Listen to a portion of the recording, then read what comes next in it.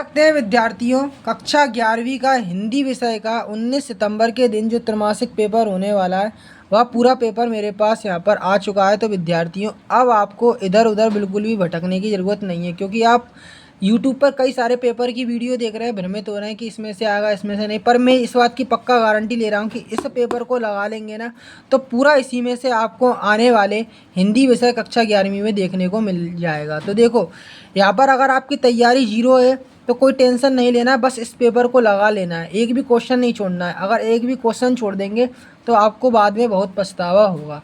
तो देखो, पूरा पेपर सेट ए का मैं यहाँ पर सोल्व आपको करवाने वाला हूँ। नेक्स्ट वीडियो लेकर आएंगे सेट बी की, तो सेट ए और सेट बी को पूरी तरह से लगा लेंगे ना तो आप निश्चिंत ही 80 में से 80 अंक बड़े आसानी से ला पाएंगे। तो देखो, सबसे पहले अपन निर्देश देख लेते।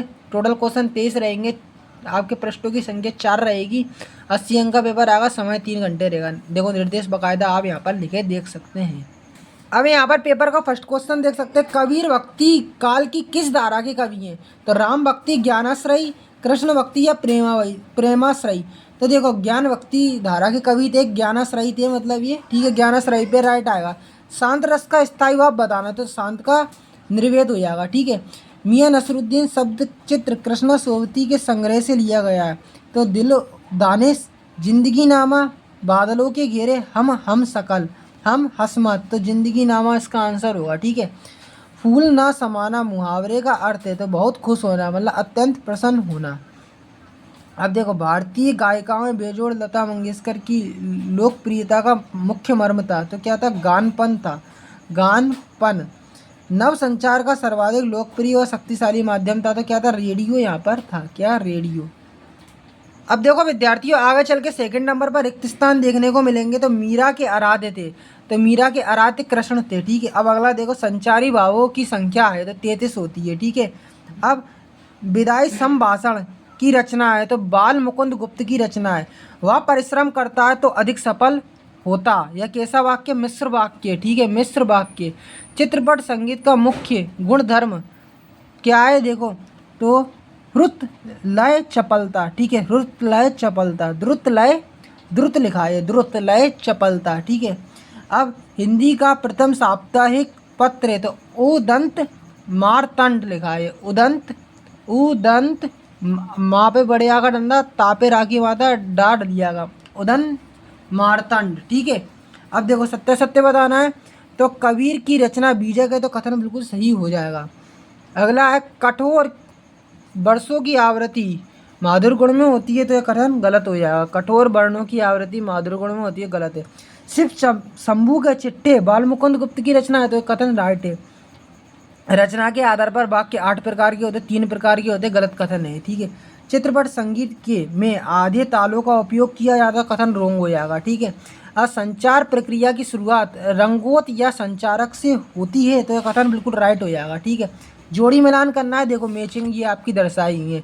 तो हिंदी साहित्य का स्वर्ण युग तो किसे कहा है? भक्ति काल को कहा गया है, ठीक है। अब यहाँ पर देखो, जयशंकर प्रसाद, तो इसकी मैचिंग मिल जाएगी अपनी किससे? कामायनी से। जयशंकर प्रसाद की रचना है कामायनी, ठीक है। बाल की खाल निकालना, व्यर्थ के दोष निकालना, ठीक है। स्वर सामग्री, तो स्वर सामग्री की मैचिंग मिल जाएगी लता मंगेशकर से।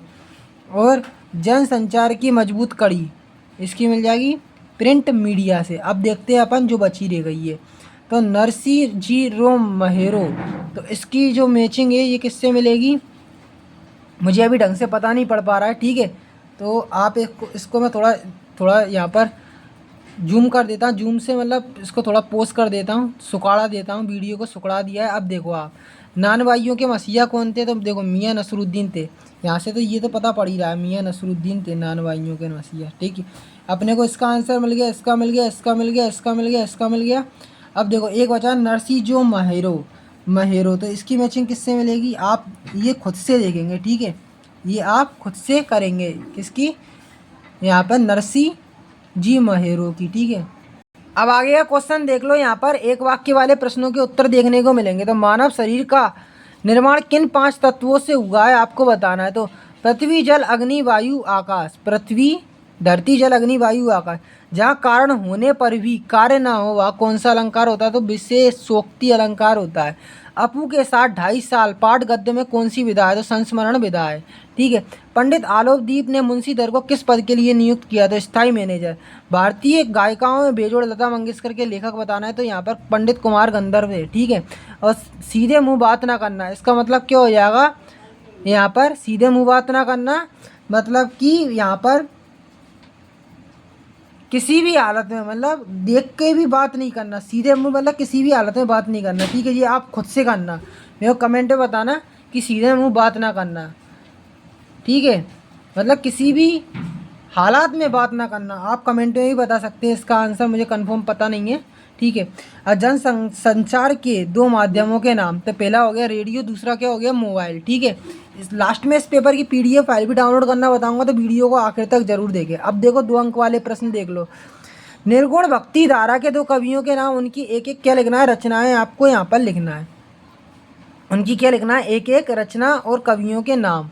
ठीक है। छायावादी के 2 कवियों के नाम, उनकी एक रचना। मीरा कृष्ण की उपासना किस रूप में करती थी?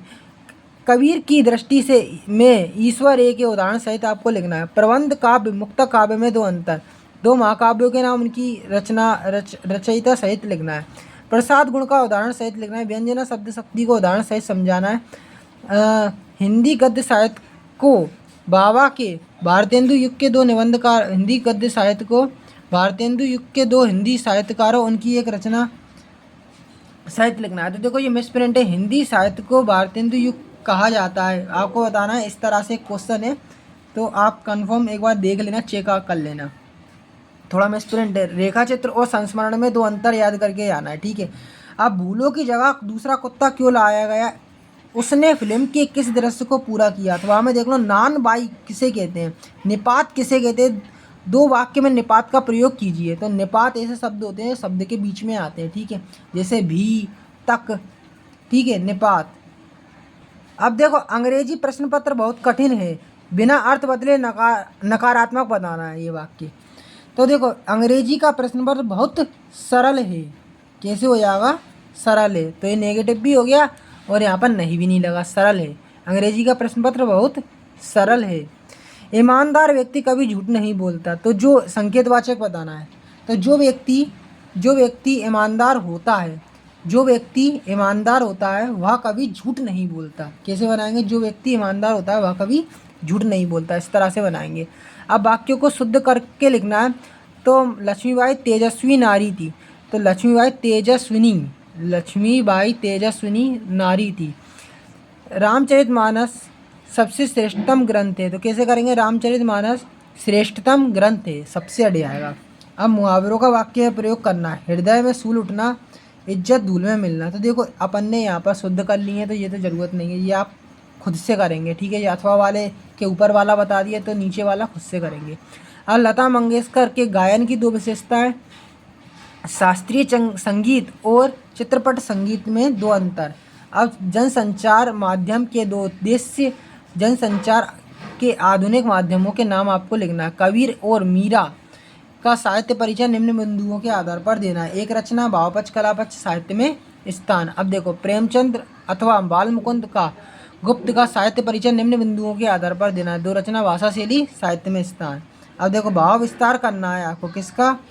तालीम की बड़ी चीज़ होती है, तो तालीम की बड़ी चीज़ होती है। दूसरा है न्याय और नीति सब लक्ष्मी के खिलौने हैं, तो एक को करना है। अब देखो आपको अपठित गद्यांश को पढ़कर नीचे दिए गए प्रश्नों के उत्तर लिखना है। तो देखो श्रम साधना से संबंधित यह क्या है? पूरा पैसेज है, देख लो उसको। तो देखो इसमें क्वेश्चन है कि श्रम से क्या प्राप्त होता है। तो देखो यहाँ पर लिखा है श्रम साधना करने वाले को यश प्राप्त होता है। क्या प्राप्त होता है? यश प्राप्त होता है। नेक्स्ट अगला क्वेश्चन देख सकते हो, परिश्रमी का रक्षक कौन होता है? तो आत्मविश्वास उनका रक्षक बन जाता है। तो किसका? परिश्रमों का। तो आत्मविश्वास परिश्रमी का रक्षक है। और फिर गद्यांश का आपको शीर्षक लिखना है। तो श्रम की महिमा इसका शीर्षक हो जाएगा। ठीक है। अब देखो यहाँ पर आपकी पाठ्य पुस्तक से कुछ पंक्तियाँ ली गई है, जिसकी संदर्भ, प्रसंग और व्याख्या करना है। व्याख्या यानी काव्य सौंदर्य लिखना है, मतलब कि कुछ पॉइंट्स बताना है कि इसमें किस रूप में किस चीज़ का मतलब प्रयोग किया गया, कौन से रस का, ठीक है, किस चीज़ का यहाँ पर मुख्य रूप से दर्शाया। तो देखो, जैसे वादी काष्ठ की कोटे आगे ना काटे कोई, ठीक है। तो यहाँ पर कौन से छंद का प्रयोग होता है, ये सभी काव्य सौंदर्य में आते हैं। ये सर व्यांख्या नहीं है, काव्य सौंदर्य पूछा है, ठीक है।